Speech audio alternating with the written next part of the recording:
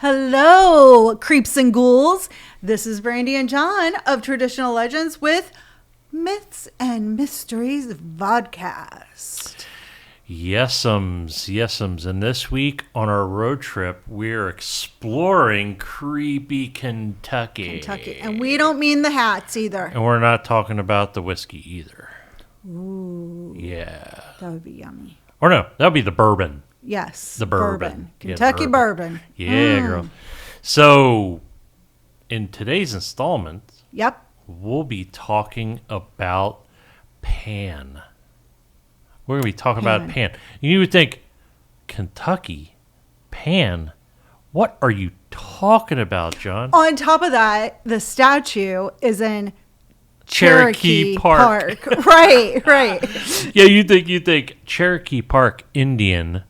Let's do a little blending. Pan, Louisville, Kentucky. Mm-hmm. Word. So let's go over a little bit about Pan, so we get a context. So here's the thing. This is what's really interesting about Pan. He is a pastoral Greek god. Mm-hmm. Pastoral meaning he watches over fields and sheep and shepherds and things like that. He's a satyr or a faun. Mm-hmm. He's the... So it's half man, half goat for those of you in the Narnia universe. Goat man. Mm-hmm. But it's... In Roman, it would be the counterpart of Faunus. Yeah. And, he literally plays a pan. And for those of you that really dug in deep and watched Pan's Labyrinth. Oh, yeah, that's completely different. Completely different. I think a little more of Puck from Midsummer Night's Dream. Yep. Or even like the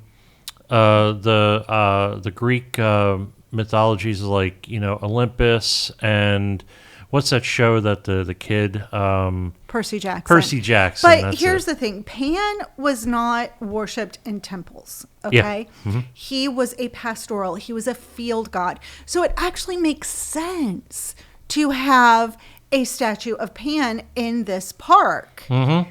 Because it was farmland. It is a very pastoral and rural woodsy setting, so it's very, very natural. So let's go over the legend. The legend. So the legend has it that on a full moon night, if you were in the park, you would be able to see Pan leap around. Yes, he comes down from his mount. Comes down from his perch on his fountain and mischievous. Yes, he's very mischievous. He frolics through the fields. He does some minor things. He's just a mischievous, almost like a trickster type god. Yeah, it's pretty cool. It's funny. It's cool. It's cool. And especially, and I can see this especially coming from a normal visual sighting of something in the night. Right. In the park and going, what? Well, I mean, too, if you think about it, the whole mythos behind the Greek god Pan, it's a pastoral setting. And we've talked before about the idea that perhaps there are still satyrs out there. So I think it makes absolute sense. Well, it was the fountain called Hogan's Fountain was financed by the Hogan family. Mm-hmm. Created in 1905. Yeah. It was unveiled to the public in 1905. Correct. And it was sculpted by a woman. Enid Yandel. Mm-hmm.